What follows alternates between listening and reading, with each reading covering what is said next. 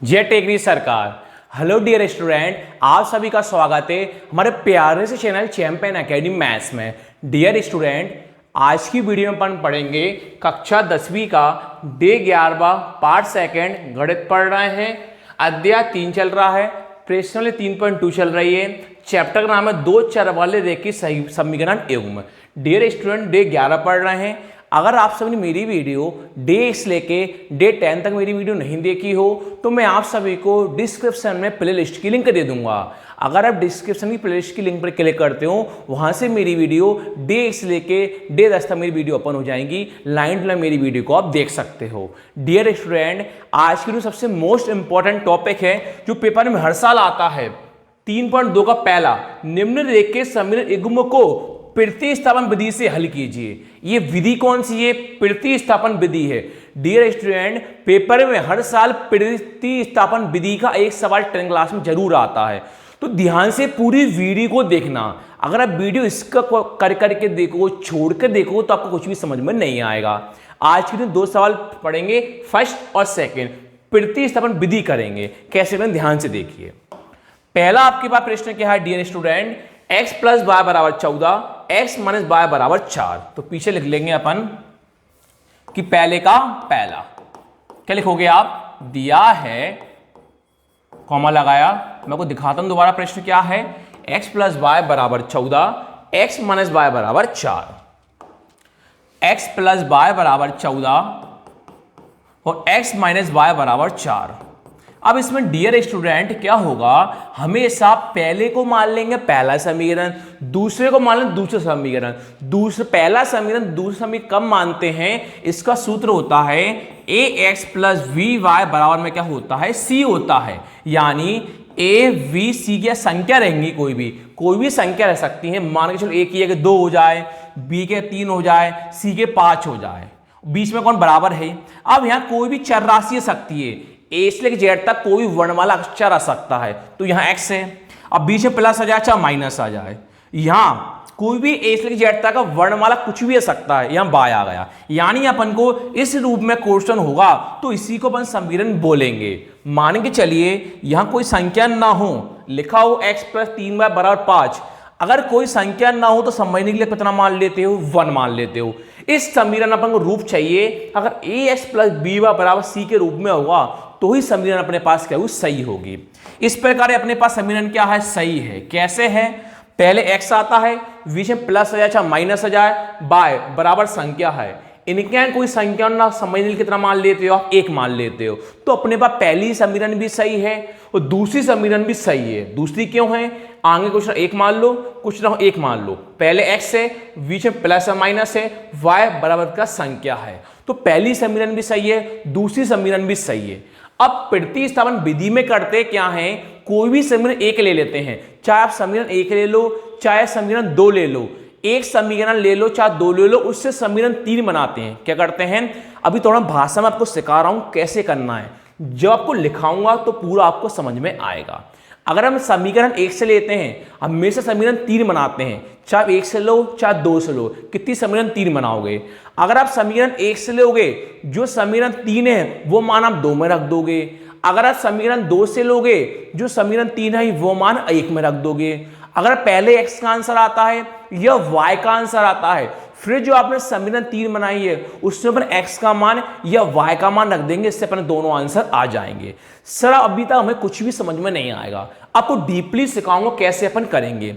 आप समीकरण 1 से बनाओ समीकरण 3, चाहे 2 से समीकरण 3 बनाओ, आंसर हमेशा सही आता है।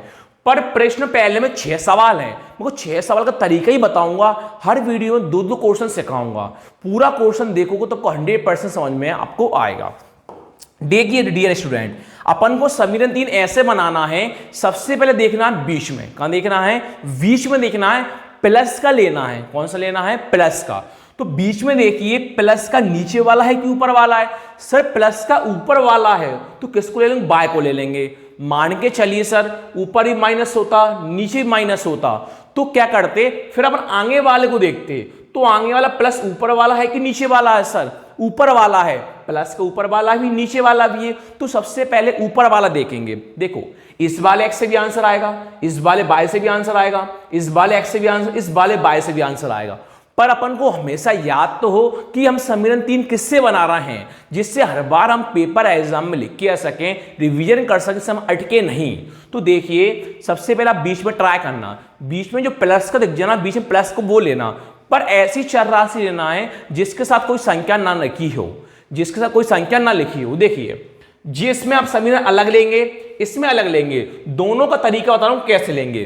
पहला तरीका आप देखिए, हमेशा बीच में देखो प्लस वाला कौन सा है, तो सर बीच में प्लस वाला नीचे वाला कि ऊपर वाला है, ऊपर वाला प्लस है, तो प्लस का कौन y ले लोगे आप, कौन ले लोगे प्लस का y, किससे समीकरण 1 से।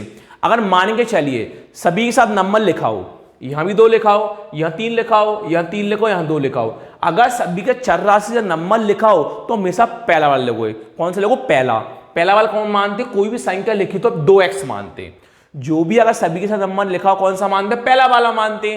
पर कोशिश आपको यही करनी है जिसके साथ कोई संख्या ना लिखी हो वो लेना है। तो इसमें सभी के साथ संख्या नहीं थी, अगर सभी के साथ संख्या नहीं लिखी हो तो पहला बीच में ट्राई करिए। तो बीच में ऊपर वाला प्लस का है कि नीचे वाला प्लस का है, सर ऊपर वाला प्लस का है, तो y से समीकरण 1 से लोगे और समीकरण आप 3 बनाओगे। तो y को सिलेक्ट करते हैं समीकरण 1 से, समीकरण 3 बनाओगे, तब लिखोगे समीकरण 1 से, समीकरण 1 से। तो आपके समीकरण कौन है, x प्लस वाई बराबर 14, x प्लस वाई बराबर 14। आपने y को सिलेक्ट किया था अभी, तो y बराबर 14 लिखा ही है। अब x आगे कुछ ना प्लस का मानते हैं, तो प्लस वाला x उस साइड किस में पहुंच जाएगा, माइनस में पहुंच जाएगा। x समीकरण आ गई 3। फिर मैंने आपको जस्ट यही सिखाया, अगर समीकरण 1 से लेते हैं जो तीसरा मान है किस में रखते हैं हम, 2 में। अगर आप समीकरण 2 से लेते तो ये मान किस में रखते हैं, आप 1 में रखते, उल्टा कर देते हैं। तो आपने अभी समीकरण 1 से लिया है तो y का मान किस में रखोगे, अब समीकरण 2 में। तो अब लिखोगे समीकरण 2 में, समीकरण 2 में y का मान रखने पर, तो समीकरण 2 में आप रखते हो y का मान। तो आपके पास समीकरण 2 कौन दिखाई दे रही है, x माइनस वाई बराबर 4, समीकरण 2 आपके पास यही है, x माइनस वाई बराबर 4 समीकरण 2 है, इसे मान रखते हैं। x माइनस वाई बराबर 4 समीकरण 2 आपके पास ए वाली है। अब आपके पास y का मान कौन है, 14 माइनस एक्स आया, आपके y का मान कौन आया, 14 माइनस एक्स आया, तो y की आप लिखोगे 14 माइनस का x। आपने x का x लिखा, माइनस का माइनस। अभी मैंने आपको दिखाया था y का मान आया था 14 माइनस एक्स, तो y के लिखो 14 माइनस का x। अगर दो साथ में हो जाते हैं कोई भी पर्सन तो उनको लिख दिया जाता है ब्रैकेट में यानी कोष्ठक में। अगर सिंगल होता तो कोष्ठक में नहीं लिखते, 2 है इसलिए मैंने कोष्ठक में लिख दिया। बराबर में कौन है, 4 है। देखिए x का कौन है, x। अब कोष्ठक खोलते हैं, कोष्ठक का किसी का चिन्ह किसका मान, इंटू का मानते हैं, किसका मानते हैं, इंटू का मानते हैं। तो माइनस इंटू का आपको सभी में इंटू कर देना है। देखिए कैसे करोगे, इंटू करने पर देखिए ये प्लस का है, इंटू करने माइनस प्लस क्या होता है, माइनस, 14 का 14, इंटू करने पर माइनस माइनस क्या हो जाता है, प्लस, x का x बराबर 4। केवल कोष्ठक को खोल दिया, माइनस प्लस बन गया माइनस और माइनस माइनस बन गया प्लस, इंटू करने पर रूल्स होता है। आगे देखिए आप देखिए अभी मैंने आपको सिखाया था, अगर आगे कोई संख्या ना कितना मान लेते हो आप समझने के लिए 1, यहां भी कोई संख्या ना समझने के लिए कितना मान लेते हो आप 1, तो प्लस का 1x है और प्लस का 1x है, तो प्लस 1x और प्लस 1x कितने हो जाते हैं, 2x। आपको कभी भी एक लिखना नहीं है, आपको जब भी ए से जेड तक वर्णमाला होती है ना उसके साथ कभी भी संख्या आपको एक लिखना नहीं है, एक केवल मैंने समझाने के लिए लिखी है आपको कभी एक लिखना नहीं है। अब माइनस का कौन आपके पास 14, बराबर में आपके पास कौन है 4 है, आपको x का मान निकालना है। 2x बराबर कौन लिखा आपने 4 लिखा, 14 भी किस में था, माइनस में था, तो 14 माइनस प्लस सर किस में पहुंच जाएगा, प्लस का 14 हो जाता है, रूल्स आपको पता होगा। 2x बराबर 4 प्लस 14 कितना होता है, 18 होता है। x का मान निकालना, x बराबर 18। इनके बीच में किसी का साइन किसका मानते हैं, इंटू का यानी गुणा का मानते हैं, तो पता होगा गुणा इंटू वाला का पहुंचता है भाग में यानी बटे में, तो 2 गुणा वाला का पहुंच जाएगा भाग में यानी बटे में। तो 2 के पर 18 कितनी बार में आते हैं, 9 बार में आते हैं, तो आपका x का मान आ गया 9। आपको निकालना है y का मान। तो डियर स्टूडेंट y का मान निकालोगे तो आप समीकरण 1 में रखो, चाहे 2 में रखो, चाहे 3 में रखो, तीनों से आंसर हमेशा सेम आएगा। अगर आप समीकरण 3 में रखते हो ना, अगर आप समीकरण 3 में रखते हो ना मान, तो आपका आंसर जल्दी आ जाएगा। तो अपन क्या करेंगे डियर स्टूडेंट, जो x का मान 9 आया है वो अपन किस में रखेंगे, समीकरण 3 में रखते हैं, जिससे अपना आंसर जल्दी आ जाएगा। तो आप लिखते हो समीकरण 3 में x का मान रखने पर, समीकरण 3 में x का मान रखने पर, तो आपके पास देखिए समीकरण 3 कौन है, आपके पास समीकरण है 3 y बराबर 14 माइनस का x। समीकरण 3 है ये, y बराबर 14 माइनस का x, y बराबर 14 माइनस का x से समीकरण 3 आपके पास थी। आगे देखिए y बराबर 14 का 14 माइनस का माइनस, आपके पास x का आंसर कौन आया, 9 आया। आपके x का आंसर 9 आया, तो पीछे आप x कौन लिख दोगे, 9 लिख दोगे। तो आप x कौन लिख दोगे, 9 लिख दोगे। y बराबर 14 माइनस 9 कितना होता है, 5 होता है। तो आपका आंसर y का आंसर 5 आया, आपके पास x का आंसर 9 आया। तो लास्ट में आप लिख दोगे अतः करके, अतः x बराबर 9 और y बराबर 5। तो आपके पास आंसर आ गया है x का और y का। जी आपका पहला क्वेश्चन हो गया है। अब सेकंड क्वेश्चन में चलते हैं। आपके पास सेकंड क्वेश्चन है s माइनस टी बराबर 3, s बटे 3 प्लस का t बटे 2 बराबर में 6। तो सेकंड क्वेश्चन और करते हैं, लिखते हैं सेकंड नंबर, दिया है कॉमा लगाया। क्वेश्चन क्या था आपके पास, s माइनस टी बराबर में 3, पहली समीकरण क्योंकि आप समझाता हूं मैं आपको, s बटे 3 प्लस का t बटे 2 बराबर आपके पास 6 होगा। अब देखिए मैंने आपको अभी सिखाया था समीकरण क्या होती है, पहले कोई चर राशि आती है। देखो समीकरण ऐसे होती है, पहले a v c बराबर, यहां ज्यादा प्लस आ जाता है माइनस। a b c मतलब संख्या होती है, a b c में संख्या कोई भी आ सकती है। अगर आगे कोई संख्या ना कितना मान लेता समझने के लिए 1, यहां कोई भी चर राशि आ सकती है। यह चर राशि s और t है, तो पहले कौन आएगा, s आएगा, फिर कौन आएगा, t आएगा। तो पहली समीकरण अपने पास सही है। क्यों है सर, आगे कोई संख्या ना हो तो 1 मान लो, यहां भी कोई संख्या 1 मान लो, फिर s दिख रहा है तो s है, t है तो t है, बीच में प्लस आ जाए चाहे माइनस आ जाए, लास्ट में कौन है, संख्या है। तो पहली समीकरण अपने पास क्या है, सही है। पर सेकंड वाली अपने पास समीकरण सही है क्या, सर नहीं है। क्यों है, क्योंकि संख्या वटे में है। अगर संख्या वटे में है तो उसको पहले सही करना पड़ेगा। सही कैसे करना पड़ेगा, इसी रूप में आपको सही करना पड़ेगा। तो पहली समीकरण क्या है, सही है, तो पहले आप नाम दे दो 1। अब दूसरी समीकरण आपको सही करने के लिए आपको करना पड़ेगा एलसीएम। जब एलसीएम कर लोगे, अगर बीच में प्लस या माइनस तो क्या करते हैं अपन, एलसीएम। अगर आप एलसीएम कर लेते हो, करने के बाद आपको समीकरण जो 1 बनी है ना, सेम इसी रूप में आपको बनाना है। जब समीकरण 2 आएगी ना, जब भी आप प्रश्न को प्रतिसम विधि से हल कर सकते हो, तो सबसे पहले इसको समीकरण 2 बनाते हैं, इसी रूप में कैसे आती है ध्यान से देखिए। करेंगे अपन, या करके लिखेंगे। अगर बीच में प्लस या माइनस होता है ना, तो इंटू करते हैं 3 बार। सर कैसे करते हैं, ध्यान से देखिए। पहले करते हैं नीचे का नीचे इंटू करते हैं, 3 दूनी कितना होता है, 6। फिर करते हैं ऊपर का इंटू नीचे, s का इंटू करते हैं 2 में, s इंटू 2 कितना होता है, 2s, आप सभी लोग जानते हो, प्लस का प्लस। फिर नीचे का इंटू अपन का कर देते हैं डियर स्टूडेंट, ऊपर कर देते हैं। 3 का इंटू करते हैं t में, 3 इंटू टी कितना होता है, 3t बराबर आपके पास कौन है, 6 है। आगे देखिए 2s प्लस का कौन है, 3t है, बराबर आपके पास 6 है। 6 भी नीचे किस में, भाग वाला है, तो 6 भाग वाला ऊपर किस में पहुंच जाता है, इंटू में। 6 भाग वाला इंटू में पहुंच गया। आगे देखिए 2s प्लस का कौन है, 3t बराबर 6 इंटू 6 कितना होता है, 36। ये आ गई आपके पास समीकरण 2, उसी रूप में आ गई। देखिए a v c मतलब संख्या होती है, v से बराबर आ जाए, या प्लस है मान सकता है, या s आ गया t आ गया, तो आपके पास समीकरण 1 आ गई और 2 आ गई। अब आप समीकरण 1 और समीकरण 2 से क्वेश्चन को आंसर को आप हल कर सकते हो। तो आप लिखोगे आगे समीकरण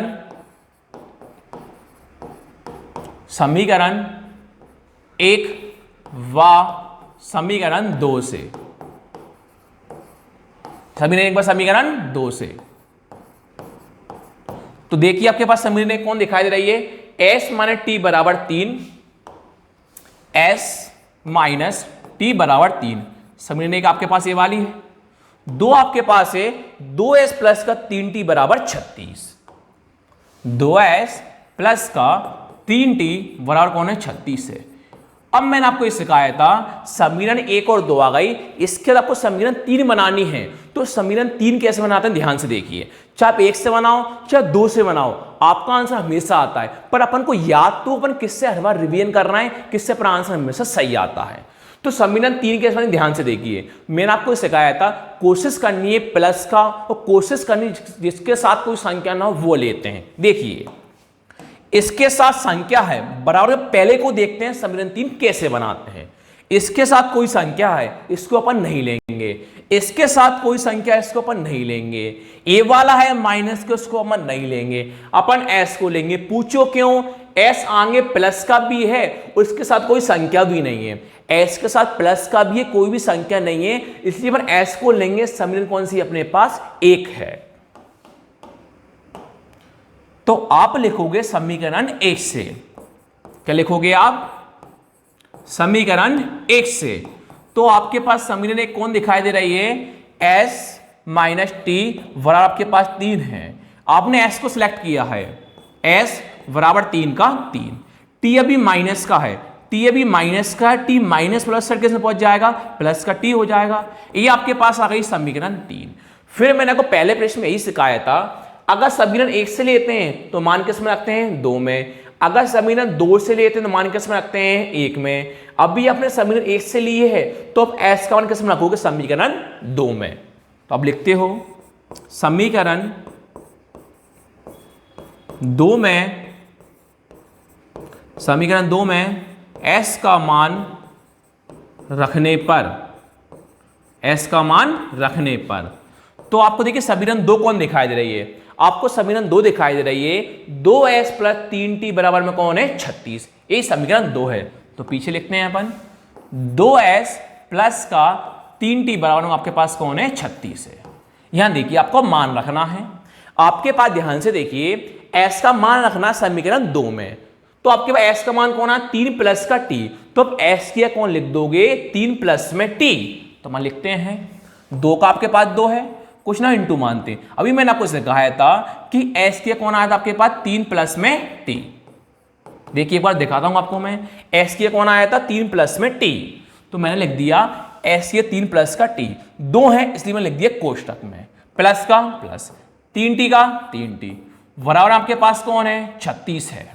आगे देखिए कोष्टक खोलोगे तो 2 का इंटू दोनों में करोगे, 2 इंटू 3 6, प्लस का प्लस, 2 इंटू टी 2t होता है, प्लस में 3t का 3t बराबर अपने पास चल रहा है 36। आपको मान निकालना है t का, तो 6 का 6 है, प्लस टी वाले एक साथ जोड़ सकते हैं, कुछ संख्या और t वाले नहीं जोड़ सकते, दोनों सेम होता है वही जोड़ते हैं। तो प्लस का 2t और प्लस का 3t है, 2t प्लस 3t कितना होता है, 5t होता है, बराबर आपके पास कौन है, 36 है। आपको मान निकालना है t का, तो प्लस 5t का प्लस का 5t है, बराबर आपके पास कौन है, 36 है। 6 देखिए अगर आगे किसी का चिन्ह हो 6 तो 6 प्लस वाला सर्किल में पहुंच जाएगा, माइनस का 6 हो जाएगा। अब आप बोलोगे सर ए वाला प्लस कहां गया, तो डियर स्टूडेंट ए वाला प्लस के नीचे आना था, पर कभी अपन आगे प्लस लगाते हैं क्या, नहीं लगाते, यदि प्लस का कोई मतलब नहीं होता। अब 5t का 5t, 36 माइनस कितना होता है, 30 होता है। आपको मान निकालना है t का, t बराबर कौन है, 30 है। बीच में कुछ चिन्ह के इंटू का मानते हैं, गुणा का मानते हैं, तो 5 इंटू वाला गुणा वाला कहां पहुंचता है, भाग में यानी बटे में पहुंच गया। t बराबर 5 के पारे में 30 कितनी बार में आते हैं, 6 बार में। तो अब क्या t का मान को निकल के आया 6। अब आपको निकालना है s का मान, तो अब t का मान समीकरण 1 में रखो चाहे 2 में रखो 3 में रखो, आपका आंसर तीनों सही आता है। अगर आप समीकरण 3 में रखते हो ना तो आपका आंसर जल्दी आ जाएगा। तो हम समीकरण 3 में किसका मान रखेंगे, t का रखेंगे। तो लाइन लिखते हैं अपन, समीकरण 3 में t का मान रखने पर, t का मान रखने पर, देखिए आपके पास समीकरण 3 कौन दिखाई दे रही है, आपके पास समीकरण 3 है s बराबर 3 प्लस का t। आपका समीकरण 3 कौन है?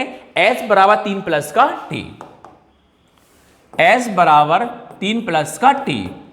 अब देखिए आपका s का मान निकालना है, s बराबर 3 का 3 प्लस का प्लस। आपके पास अभी देखिए आपके पास t का मान कौन आ 6 आया, तो आप पीछे t की कौन लिखोगे? 6 लिखोगे। तो आप पीछे t की कौन लिखोगे? 6 लिखोगे। s बराबर 3 प्लस 6 कितना होता है? 9 होता है। तो आपके s का मान भी आया, t का मान भी आया। अब वर्णमाला पहले s आता है कि t आता है? सर पहले वर्णमाला s आता है, तो पहले आप s का मान लिखोगे अतः करके। अतः s बराबर 9 और पीछे आपका t का मान 6 आया था, t बराबर 6। इस प्रकार मैंने आपको क्वेश्चन आज की वीडियो मोस्ट इंपॉर्टेंट प्रतिस्थापन विधि का फर्स्ट वाला सेकंड वाला क्वेश्चन करा दिया है। नेक्स्ट वीडियो में मॉर्निंग में आपको क्वेश्चन फर्स्ट का, थर्ड वाला, फोर्थ वाला कराऊंगा। Thank you.